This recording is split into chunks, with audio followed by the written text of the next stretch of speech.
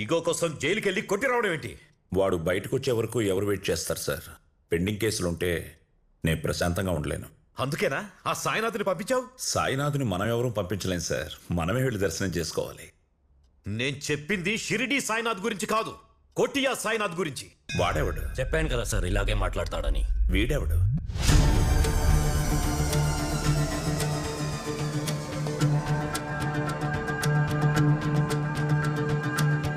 రేయ్ పనికిమాల్, నువ్వింకా బతికే ఉన్నావా?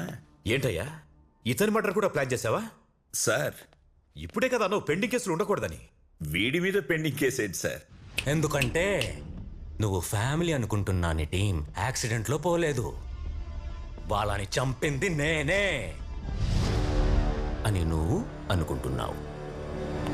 రేయ్ చంపింది నువ్వా? చూసారా సార్, చూసారా? అనుకుంటున్నావంటే చంపానని కన్ఫర్మ్ చేస్తున్నాడు. ఇదే నీతో ప్రాబ్లం. ఒక్కప్పుడు నువ్వు కొట్టుకుంటూ వెళ్ళినా ఆ నీరో కాదు, ఈ నీరో వేరే. 24 గంటలు టైం ఇస్తున్నా ఆ సైతాన్ గాడు ఎక్కడి నుంచి వెళ్ళిపోవాలి. కాదని ఇలాగే గేమ్స్ కంటిన్యూ చేస్తే నా ఈగో గురించి నీకు తెలియదా? ఇది ఈ గేమ్స్ ఆపే.